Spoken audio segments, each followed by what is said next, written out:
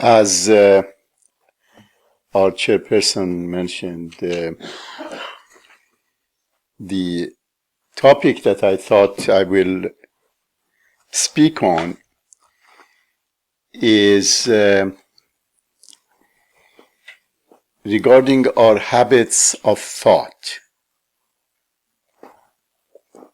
How do we think? Why we think the way we think? And what is the impact of that thinking on various aspects of our life? There are a lot of room here if you want to sit on the floor. They're sitting on the stairs going backwards.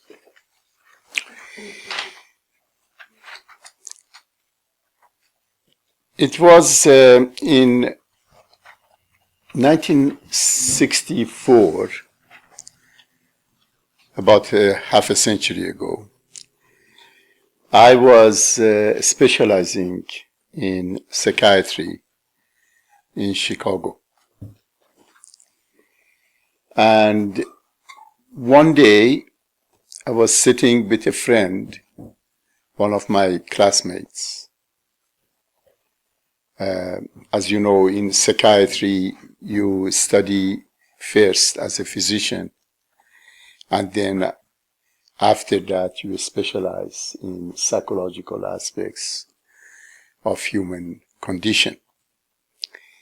And especially you're interested to know why people behave the way they do, and think the way they do, and feel the way they do, and so forth.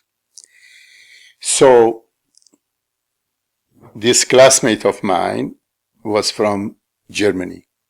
Very nice young man. Very, very educated, well educated. And we were sitting and talking, and somehow our discussion turned to the issue of evil. And I turned to him and said, who do you think is the most evil person in recent history of humanity? Now, him being from Germany, I thought that he probably would identify somebody like Stalin or, some other figure than somebody from Germany. And he didn't need to think much. He immediately said, well, the most evil person was Churchill. And I was taken aback. How could possibly somebody think that Winston Churchill was the most evil person in recent human history? So I said, why you say that? Well, he said, if you were in the cities of Germany close to the end of the Second World War, and you saw the level of bombing that took place, and destruction, and killing, and carnage, then you wouldn't have any doubts. And I began to reflect, isn't that interesting? That here is a very educated, intelligent, and good person, because I had known him for a year. He would think along these lines. And that question began to bother me. Why people think the way they do? What is it that makes us to think the way we do and become so convinced about it that it would shape our activities in life? So over the years, I have been thinking about this issue, and constantly I had been confronted with the same question. Okay. So based on that experience and many other experiences of this nature, I began to gradually realize that what is happening here is related to our worldview, our mindset. You see, every one of us has a worldview. We have a prism, a glass through which we see the world. And we interpret everything about the world and about ourselves. Every one of us has a worldview. And by worldview, I mean at least 4 fundamental issues. Our view of reality. Every one of us has a thought about what is reality. Our view of human nature. We all have certain views about human nature. Our view of purpose of life, the primary purpose of life, and our view of human relationships. Every one of us, every day, everything that we do and we feel and we think is done through the framework of our worldview. Now, worldviews are usually unconscious or subconscious. In other words, we usually don't go around and ask ourselves, what is my view of reality? Or human nature? Or human relationships? Or the purpose of life? We don't. We just simply act as though these things are already answered. You know. For example, what do you think is your view of reality? You see? And if we reflect a little bit deeply, we can realize that majority of people have what I call a dichotomous view of reality. What I mean by dichotomous view of reality, I mean that majority of people think there are 2 realities at least. Good and bad. Good and evil. As a matter of fact, we just approach the world and life and organize society in that framework. Foreigners, citizens. Black, white. Right? Man, woman. Science, religion. Just think for a moment and you will see that the dichotomous view of reality, thinking about reality as though there are 2 or more realities and they are in conflict and tension with each other, is actually ordinary way of thinking of majority of people. So, for example, political systems are organized. Democrats and Republicans or liberals or this or that, they're divided, right? Everything is divided. And then we say good people, bad people, and on and on. So it is very important to question ourselves. What is my view of reality? Do I think in dichotomous ways? Do I say Do I think and act us and them? And we usually do. We catch ourselves in that context.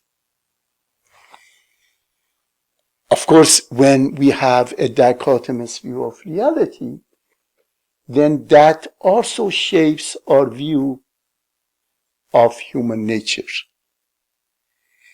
We begin to think that some people by nature are evil. Some people are good, some people are not good. As one of the distinguished Baha'is, Mr. Frutan, used to say, some people are wise, some people are otherwise.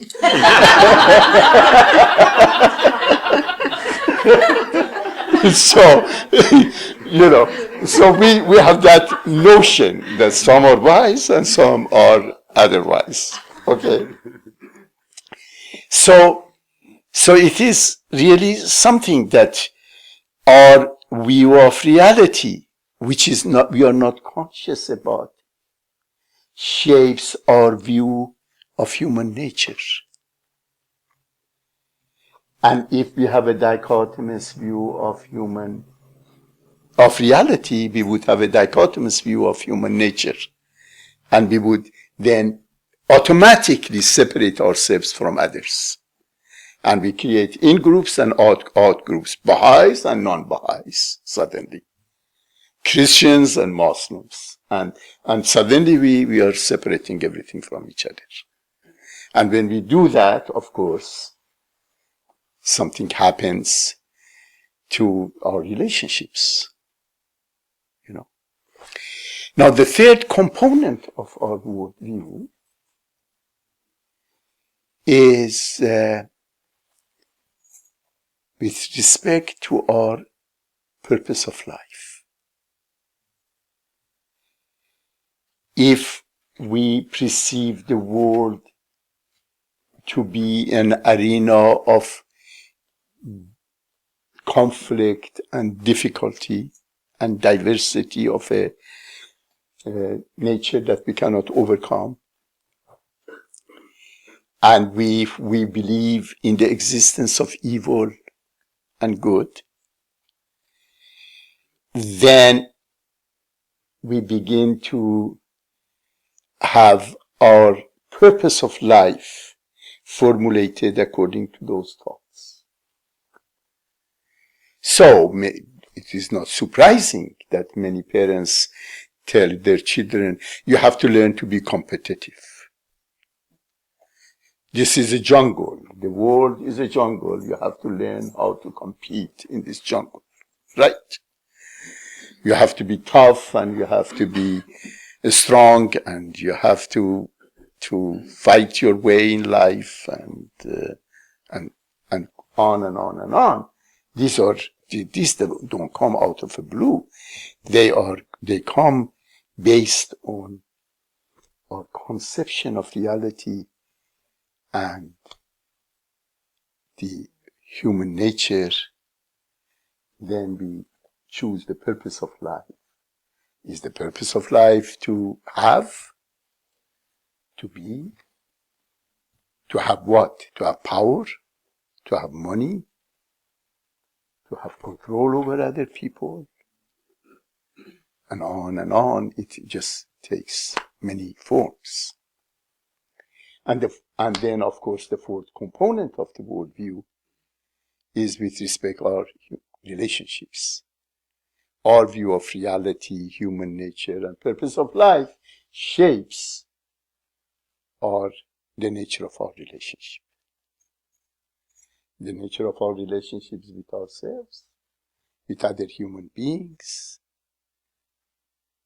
between men and women, in the society at large, with nature, with God, with all of them.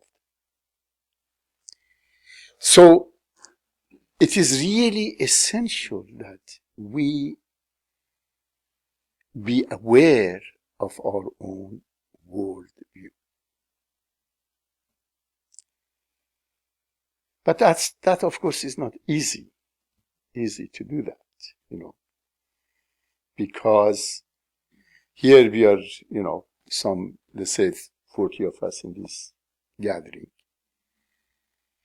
If we ask what are our, our worldviews, we may come up with 400 different worldviews, because you say, well, 2 days ago my worldview was this way, but then this event happened and I changed my mind, and so worldviews can be as many as people of the world.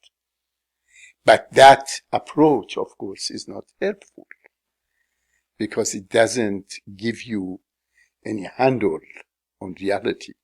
Okay.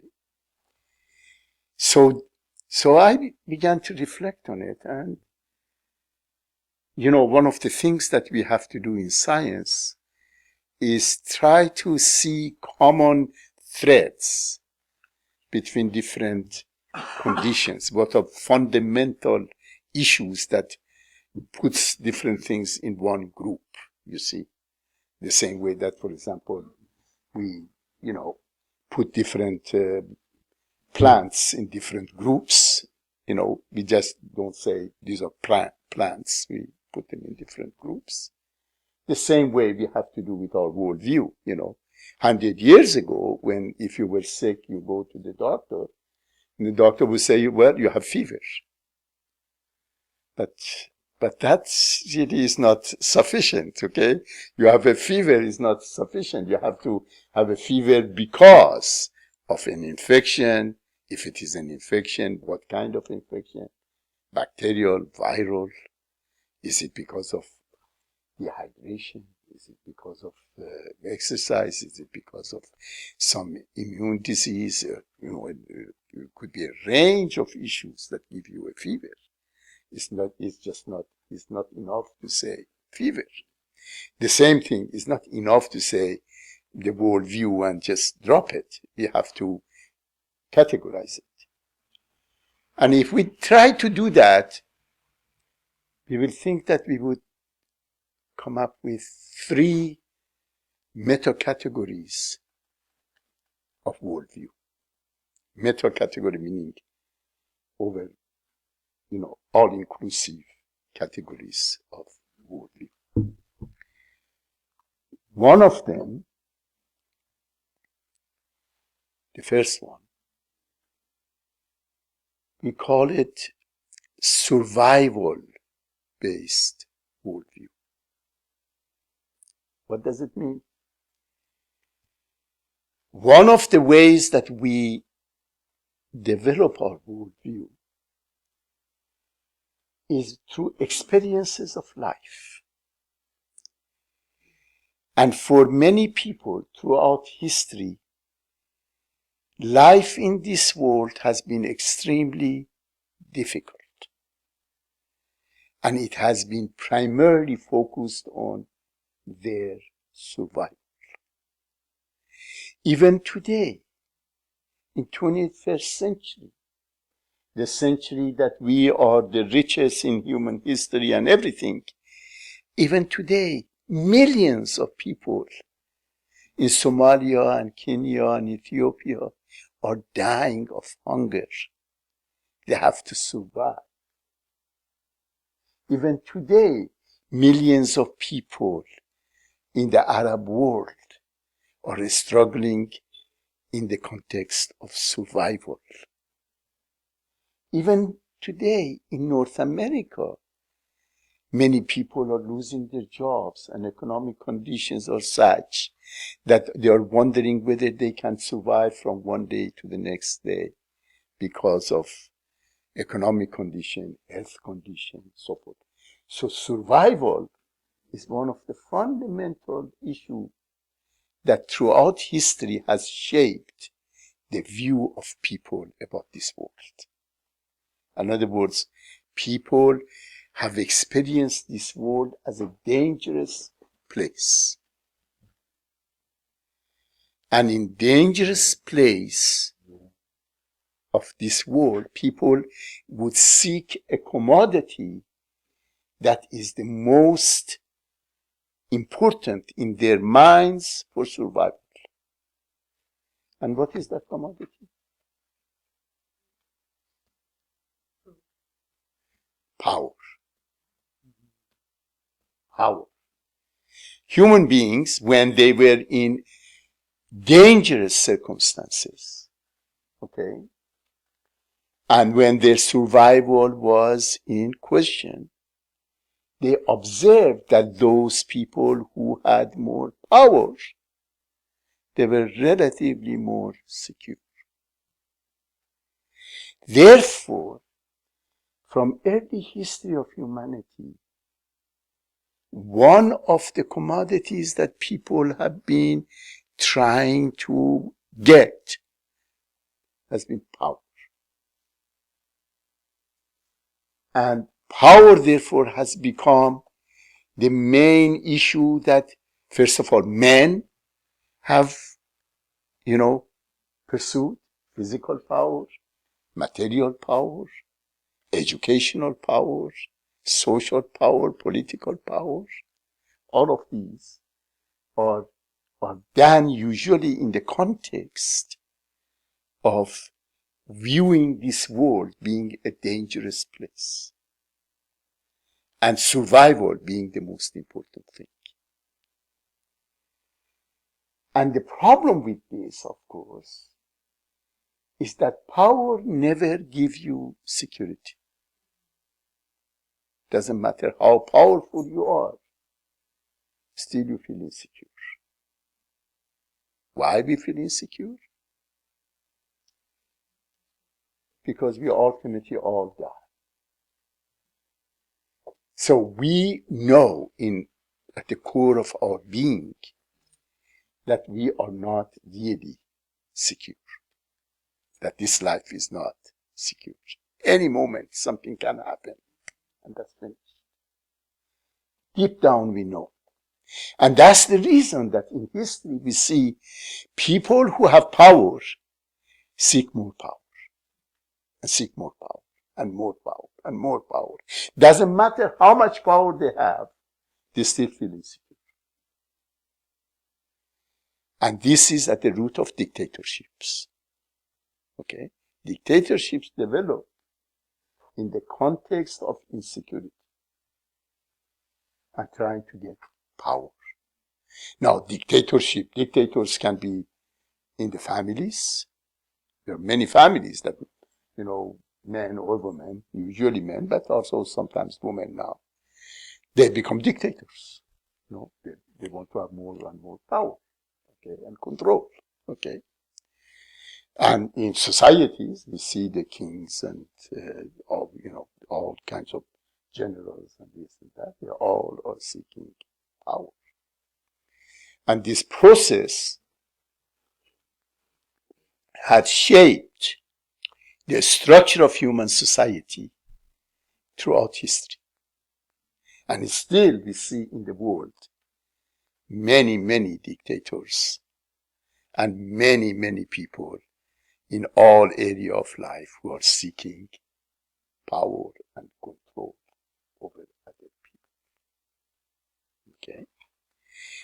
So this is one kind of a worldview, which is called a power-based worldview, a survival-based worldview, a worldview based on the issues of insecurity, power-seeking, and the most important element being that we want to survive in this life. Now, this kind of a worldview is normal during childhood. Children actually should have a survival-based worldview because children are powerless. So what they do, they connect themselves with a source of power. And the source of power here, hopefully, is a loving adult. Okay? But that's so in a society, you have either powerful people or you have the followers of the powerful persons.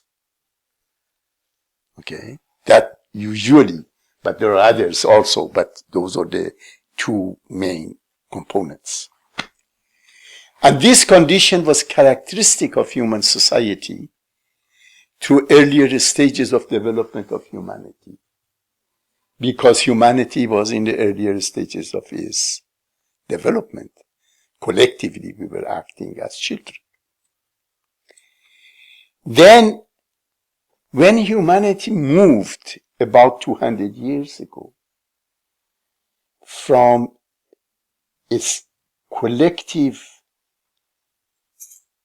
childhood and early adolescence to late adolescence, a new kind of a worldview came to the forefront. And this new kind of worldview also saw the world as a dangerous place, saw the world as a jungle. Now, you know, one of the characteristics of a jungle is that the power is distributed more than in a condition of absolute danger, you know. In other words, in a jungle, you have, let's say, a big animal, and you have small animals. But a small animal, like a rat, for example, can go and sit on the top of the big animal, and then start eating on the back of the animal, and the big animal cannot do much about it, you see. Here, this little rat is sitting on the top of elephant, and this elephant doesn't know what to do with this little, you know. And when they finally move around and drop the little rat and go after it, what the rat does, goes underground. Now, elephant cannot go underground, you see. So you have distribution of power in a different nature, different format. And therefore, a process develops in jungle, which is best described in the Darwinian theory of evolution as survival of the fittest. So in the second worldview is a conflict-based worldview, is a competition-based worldview, is a worldview that sees the world as an arena of competition. That we are in this world to compete. And therefore the purpose of life is to win and to get ahead. And in order to do that, you engage in power struggle. Still power is there. But now, instead of power being in the hands of few, power is distributed. And then you have these different foci of power fighting with each other, competing with each other. For example, the political system that we have created is exactly like that, right?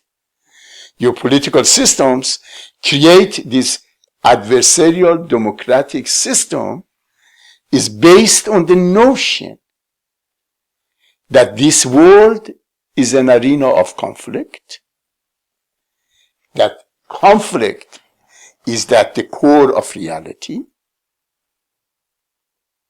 that human nature is basically conflicted, that you cannot get away from conflict, that the purpose of life is to be involved in a power struggle and win and get ahead. And therefore, relationships that we establish are going to be shaped in that way. This is the condition of the world today. That's the way we live today, right? Politically, look what's happening around the world. The whole world is arena of conflict. The whole world is engaged in a power struggle. Political power struggle, economic power struggle, religious power struggle, businesses, everything is engaged in power struggle. So the worldview of our time, of current time, is the worldview that corresponds to the mindset of adolescence. You see, adolescence is an age in which we reject the authority, reject those who have been controlling us. And we say, we can do it the same as you, even better than you. So that's the whole adolescence. So 200 years ago, when humanity arrived at these latter stages of its adolescence, began to do that. So what happened? Empires collapsed. Colonial processes started. Slavery came to the forefront and was at the height of it. The whole notion of enlightenment and rejection of religion came to the forefront. Rejection of different forms of government that were authoritarian came to the forefront. And the world arrived at its collective adolescence, latter stages of adolescence. It had adolescent behavior before, but it became the latter part. And we are still in that stage. So our worldview collectively is the worldview of adolescence. And at the core of adolescence is what? Establishing our identity. Adolescent has to establish his or her identity. So we have to become independent from others. And in the quest for this independence, we become engaged in competition. Okay. So, women movement is one expression of that. The civil rights movement is another expression of that. Individualism is another expression of that. These are all nationalism.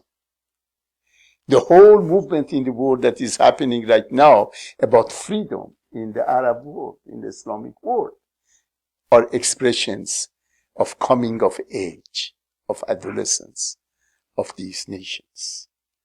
This is the time in which we live. Okay? So, in our world right now, there are two dominant worldviews. One is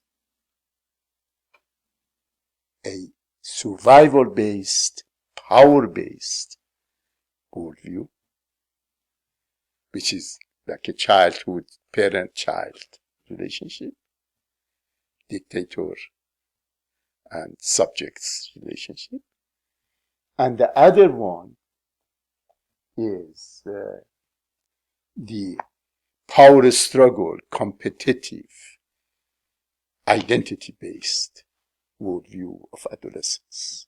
These are the two elements, ways that the conditions and activities of the world are shaped right now. If you think about it, you will see all over the world, you will see one or the other, you see usually a combination of both. In every country around the world, you see a combination of both. Some more in this context or that context, but nevertheless, they are all over that. Now, the problem with these two worldviews is that they are conflict-based. They are based on conflict. In other words, you cannot have peace with this kind of worldview. You have constant struggle with this kind of worldview. And people struggle with themselves, with their spouses, with their parents, with their children, with their siblings, with their co-workers, with their community people, with their nation. We just constantly see this struggle going back. So, what's the third kind of worldview? And this is very interesting because along with these developments, we began to have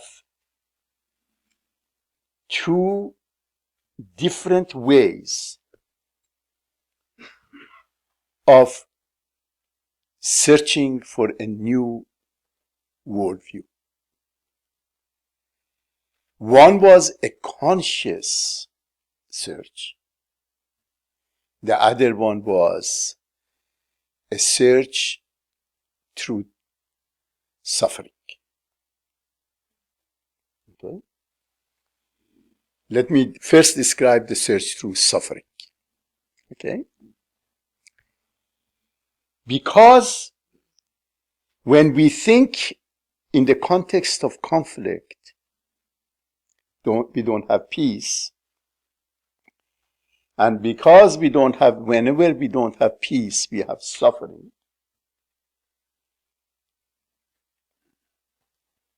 It is not surprising that during the last 200 years, we have had some of the most devastating conflicts in human history. Right? First World War, Second World War, all the wars in between. Before that, the war of civil rights and what happened in the United States, in Europe, all over the world. We have 200 years of enormous suffering inflicted upon humanity. Okay? And through this suffering, people have begun to search for answers, what to do. And the answers that coming to them is that they have to change their worldview. They have to change their view of each other. They have to change their view of purpose of life. They have to do that. But they're not very conscious about it. They're just pushed that way. I give you an example. For example, in Europe, you had 2 world wars, right? Out of the 2 world wars, after they killed millions and millions of people, brought enormous destruction to themselves and to the world. Then they said, okay, let's create European Union, right? Now, if you go and live in Europe, you know that Europeans hate each other. You know that. You just live there, and you see how these people live, hate each other. French and Germans and English and Norwegians and Belgians and all of these. They hate each other. But they realize that they have to live together. They don't have a choice. They have a union which has come about as a result of suffering. It hasn't completely transformed their mindsets. Their mindsets still is the mindset in the worldview. The way habits of thoughts of separation, otherness, not togetherness. But necessities of historical events and economical conditions and so forth has made them to cooperate with each other to a certain degree. But you see the struggle that they have and so forth. The other process was a conscious process. And the conscious process started in of all places, in one of the worst, couple of worst countries in the world in terms of violence and depravity and everything. It started in Iran, and Iran still is an awful place, and continued in Baghdad, which is not very good either, and continued into what is now Israel and Palestine area, which is not very good area either. Okay.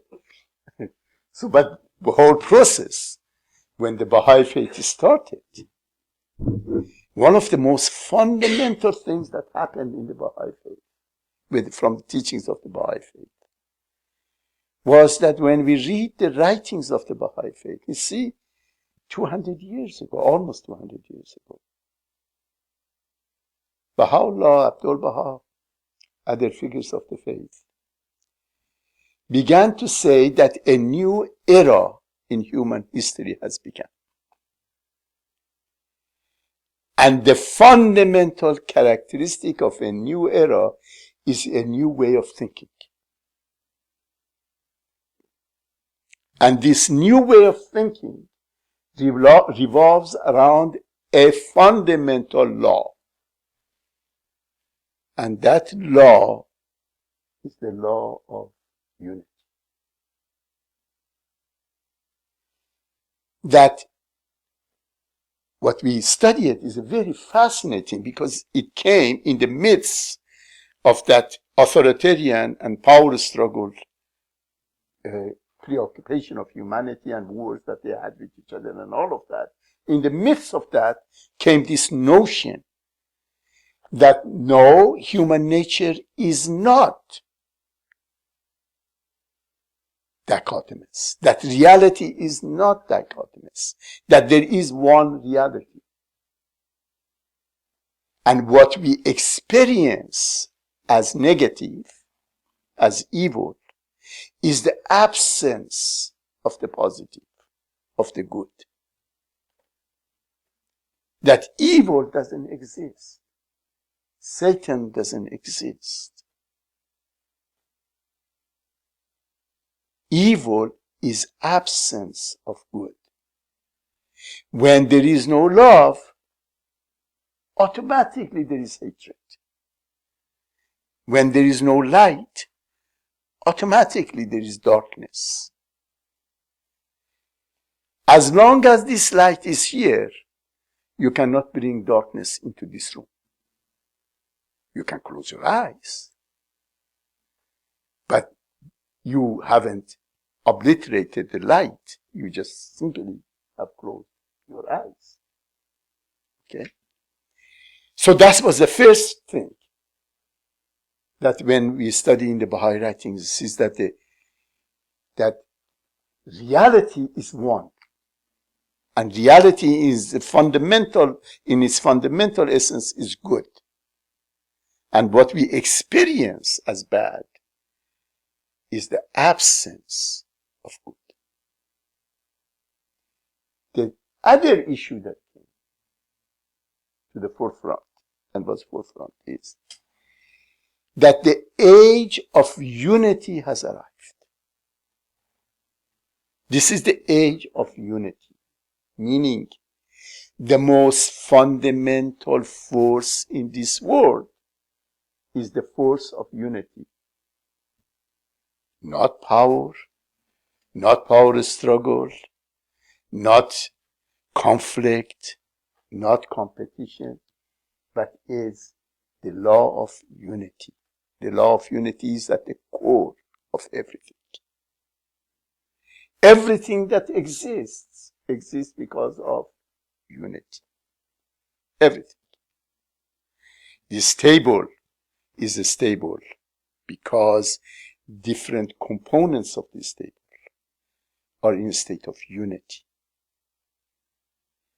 We are in this room sitting around without guns and swords and machetes because we are in a state of unity. Each one of us sitting around experiencing unity between different organs of our body. If that unity was disrupted for a moment, we wouldn't be here. The galaxies going around in a state of unity. As soon as you violate the law of unity, there comes destruction.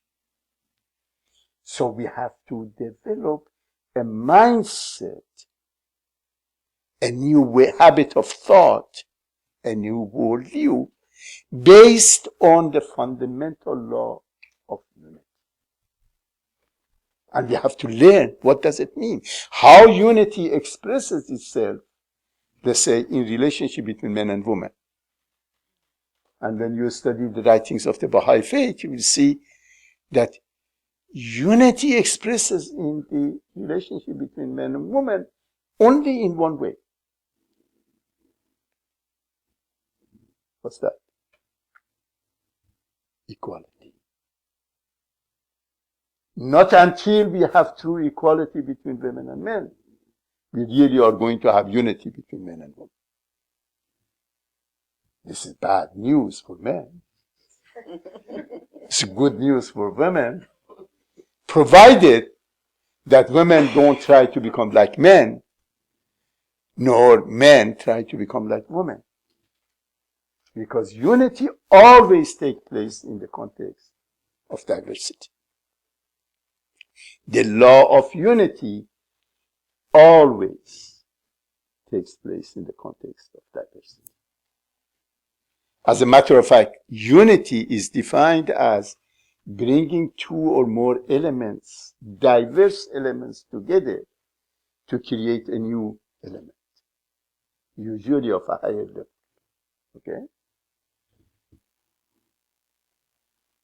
I always give this very simple example of unity,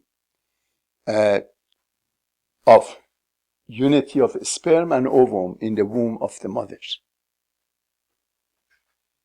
If you had millions of sperm but no ovum, or millions of ovum and no sperm, you wouldn't have a human being. What you have, human being, is when two diverse entities, sperm and ovum, come together and create a new entity, which is us. You see, this is the law of unity. Law of unity takes place in the context of diversity. And when we understand that, our worldview begins to change. So we have to ask ourselves the question, do I have a dichotomous habit of thought? Do I think us and them? Do I think in the context of, truly in the context of realization and consciousness of the oneness of humanity? Do I do that? Does it express itself in all my activities, in my relationship with other people, in my family, in my society? How does it reflect? Do I understand the operation of law of unity in shaping the purpose of my life? Do I, when I make decision, do I ask myself the question, is this decision conducive to unity? How many times we ask ourselves that question? We many times ask ourselves that question, is this decision good for me? But do I ask the question, is this decision conducive to creating unity? So the challenge that Baha'u'llah put before humanity was extremely difficult challenge. Because the challenge was to mature, to grow up.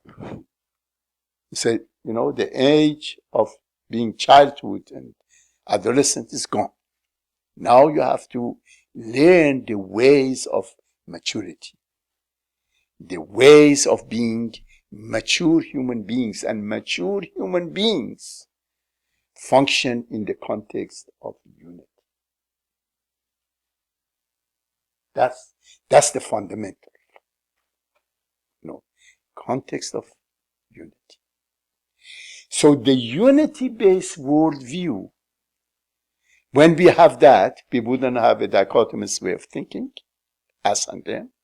We are all one in the context of diversity. We wouldn't have the notion of human nature that some people are good, us, and some people are not good, them. We don't have that. Everybody is good. But that doesn't mean that everybody acts good, behaves good. There are two different issues. Okay? When we separate those issues, it doesn't mean that we become naive. Yeah, of course, there are people who commit acts of evil. Constantly we see it in our lives. But when we change our way of thinking about life and so forth, then we would begin to see that these episodes decrease and decrease. And I'll talk a little bit about it later. And the third thing that would happen when you have a unity-based worldview is that your view of purpose of life changes.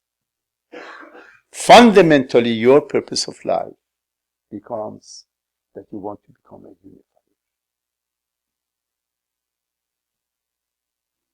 A peacemaker, a unifier. And then, of course, your relationships will be evolving around that same thing.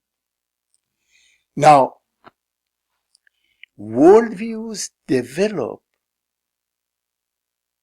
as a result of our upbringing in the family. So parenting has profound impact on the kind of persons that we become. Education, as a result of education, so the kind of education that we receive at home and in the school and in the community and on television has a profound impact. Life experiences that we have, because everybody has a life experience. And reflections that we do in ourselves and trying to understand ourselves and so forth. All of these shape our worldview. So that's why when we become individuals involved in life as parents, as teachers, as co-workers, as leaders, as whatever, we always have an impact on the worldview of people. We have an impact. So the whole challenge of transforming our habits of thought means transforming our conflict-based ways of thinking to unity-based ways of thinking. And then, along with it, changing our conflict-based ways of feeling to unity-based ways of feeling and acting the same way. That becomes the challenge. Now that's very important because there is no other way. There is no other way, really. We either say, okay, we continue to have dictatorial ways of relationships and adversarial ways of relationships, or if we want really to change our lives, then there is no other way. The only way is to develop a new habit of thought, a new way of looking at life, a new way of establishing relationships, a new way of looking at religion, at science, at society, at everything. So, this is, by the way, the first chapter of my book, in my new book.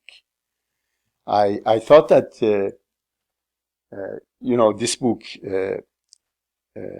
some people may find it difficult. So I decided that I would pick up from time to time some of the more challenging concepts that are in the book and talk about them.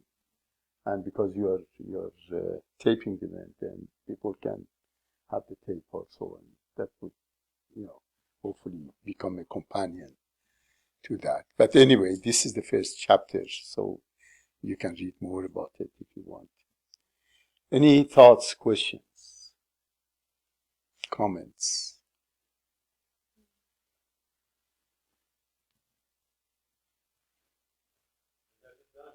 Yes.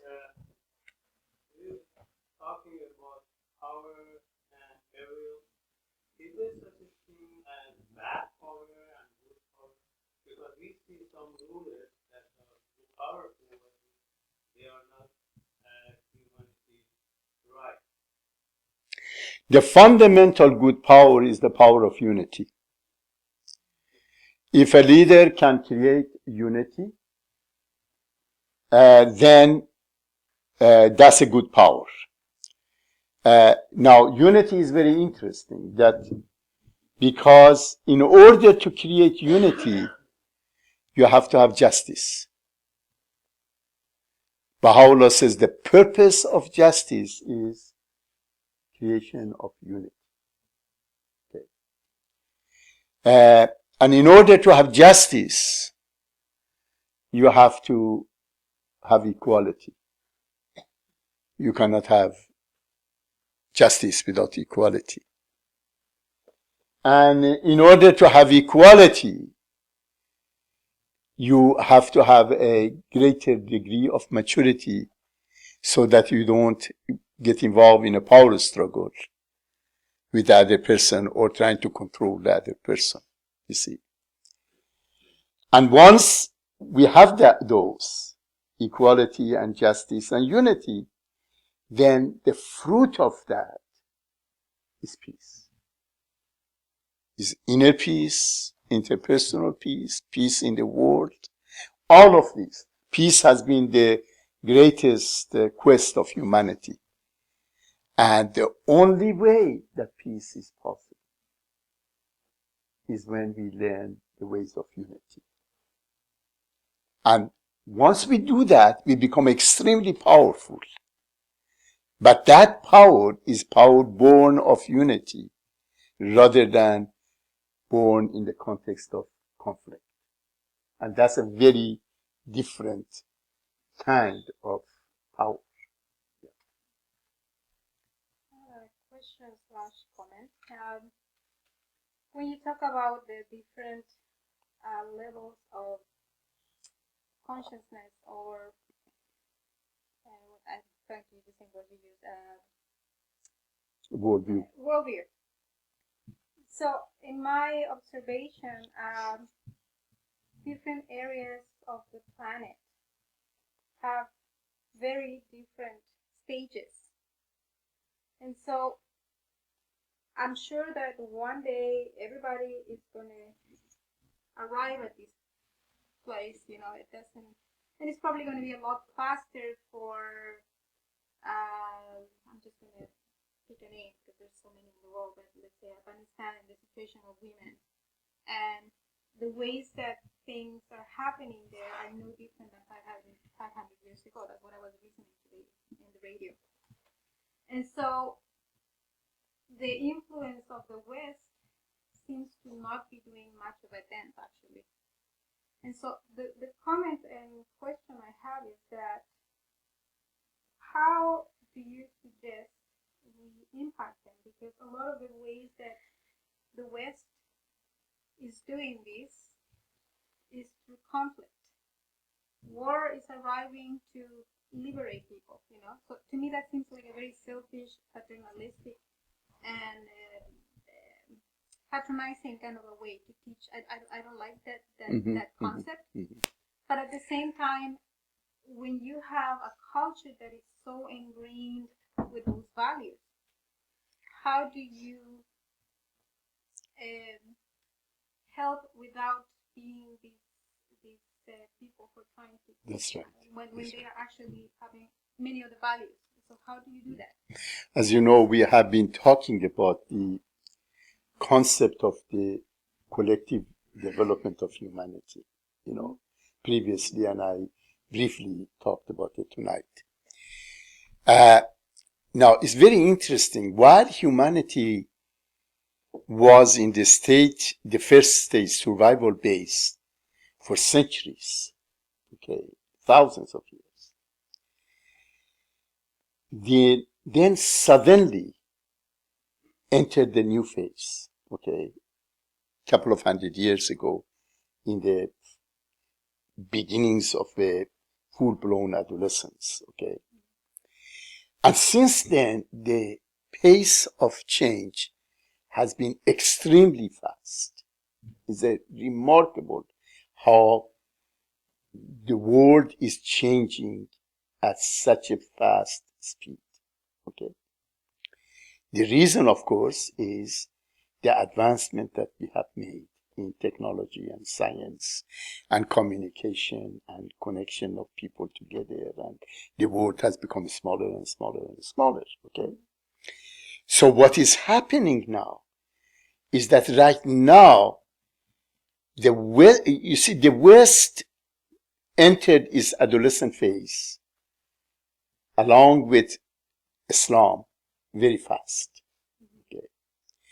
And they therefore began this process of entering into an adolescent way of organization of society, conflict-based, competition-based, which is still continuing, And a system of government was established and all of the way of thinking and all of those. Now, as you said, they are being spread throughout the world. And it's going very, very fast. You will be surprised how fast the societies are changing right now, and behavior-wise, Oh, absolutely. Yeah, I remember the first time I went to China, it was early 1980s, 1985 or so. I went to China, and I went to give a talk at the university. And everybody in that room, men and women, had the Mao outfit. Everybody. Gray, ugly outfit. Everybody had head down, his or her down. I didn't know who they were or what they were or anything. And when you asked them questions, they would get up and talk to you like little children. Exactly like little children. 10 years later, I went to the same university. I had, believe me, 1,000 people in that room. They all had blue jeans. Many of them had their legs up on the table, something that never would have happened. They began, talking and interrupting and arguing and so forth. The change was unbelievable. So we are living right now in the time of a very rapid change. And these change are the change of ideas. And what the West is doing, unknowingly, is really helping the rest of humanity to enter adolescent phase. That's what they're doing. And many of these countries, China, Russia, former USSR, all of these people, when I travel, they say, we are really puzzled what to do. Because, they say, we know that we cannot continue the authoritarian ways of the past. We know that. We know that we don't like this adversarial way that the West is giving us. Adversarial ways of government and multi-party situation and conflict and all of those. We are searching for a new way, but we don't know what is that way. So automatically they have become these adversarial, conflicted, competitive societies and extremes of wealth and poverty and all of the inequalities and so forth. I think this is inevitable. It is inevitable. There is no way to change that process. Humanity has to go through its adolescent phase, okay, and has to experience these conditions, and has to reject.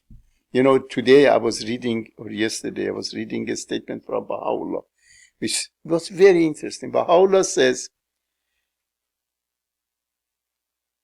every year, nay, every month, nay, every day, the world is moving further and further away from religion. And this condition will continue for a long time, for a time. And then until humanity reaches to the point of realizing that the rejection is not the answer. A new way of thinking about religion is the answer. Okay? Because religion is an essential the essential force that formulates our worldview is religion. All societies, if you look at them, you will see their worldview are based on their religious heritage. Okay? So religion has the most profound impact on worldview. Now science is trying to take the place of religion, okay, and say, no, we want to shape worldview, okay, and that's why evolutionary psychology and all of those things is becoming so big because of that. But that's a different story. I describe it in this book. So we will, hopefully, one of these firesides, we will talk about how our worldview can perceive religion in a positive way or a negative way, and why religion has been perceived so badly in the world and so abused in the world and has caused so much difficulty for humanity. We will hopefully one of these times talk about that. But what you're saying is absolutely right. But there is no whether we like it or not, there is no other way. We have to go through the process. All children have to go through adolescence before they become adults. And some of them in the process really make a mess of life. Well, the wars and make a mess of life. To make to make these societies that's change right. for good with violence. That's really information great. But it's very disturbing. But that's the way humanity right now is. Yes. Yes. That unity that you said, it's each individual is responsible for it. That's right. To bring the unity of mankind. That's right. If I say, I don't mind, the other would do, the other would. That's why. You can't. Because we are all the cells of one body of humanity. We are all together. Okay? And unless we accept that responsibility, nothing can happen. You're absolutely right. Absolutely. I think yes, please. Assuming that we can change our own worldview, okay, how do we make the next generation accept our worldview instead of the one that's current in society at the moment? Well,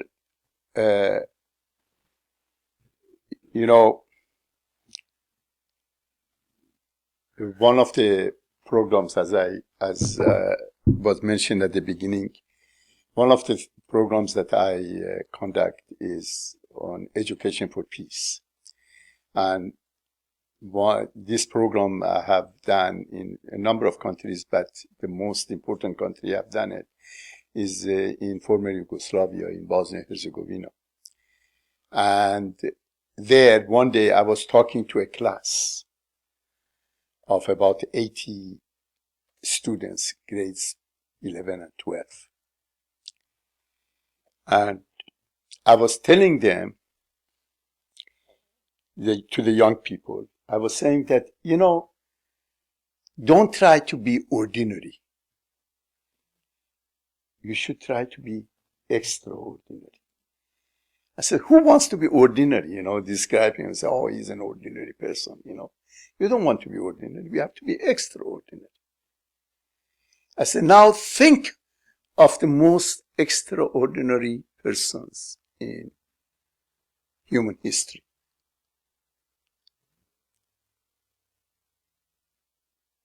Who are the rarest people in human history? Well, the rarest people are peacemakers, right? How many peacemakers can you count? So they said, how many? So somebody said,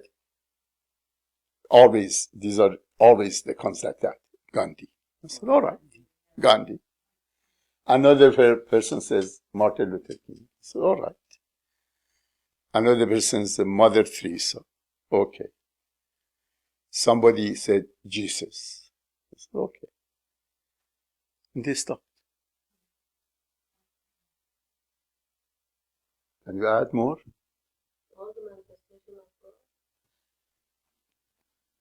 No. People would think the founders of many religions, different people say, well, they cause all kind of wars and problems and so forth. That's idealistic. That's the history doesn't show it that way. You see. So they got stuck. They couldn't go beyond that. You see. I said, isn't that interesting? So if you want to be extraordinary, you have to become peacemaker. You cannot become anything else, You have to become peacemakers. So one young gentleman got up and said, but what about our fathers? That's what you're asking. What about our fathers? I said, what do you mean? He said, what about those people who became extraordinary because of doing bad things, doing violence? Okay? So we talked a little bit about it. And then we came out, and the teachers were totally shaken and came to me and said, do you know who was that young man? I said, no, how do I know? He said, his father is one of the generals in the war of Bosnia-Herzegovina. He has been in hiding for 5 years at that time. He is being sought by the International Court in The Hague. And his son, as a result of this program of education for peace, in front of everybody, stood up and said, I have decided to become a peacemaker, but what about my father? Okay? So that's the issue, really. As a matter of fact, the younger generation doesn't have a problem to become peacemakers. It's the older generation, us, because we were raised in the cauldron of conflict. Everything we experience in our lives has been conflict. The younger generation also, everything that they experience is unfortunately conflict. But they are still learning. They're still shaping their worldviews. For us, our worldviews are very solidified. So I promise you, if we change our worldviews, the next generation, there's no problem. It would have profound impact on them. Profound.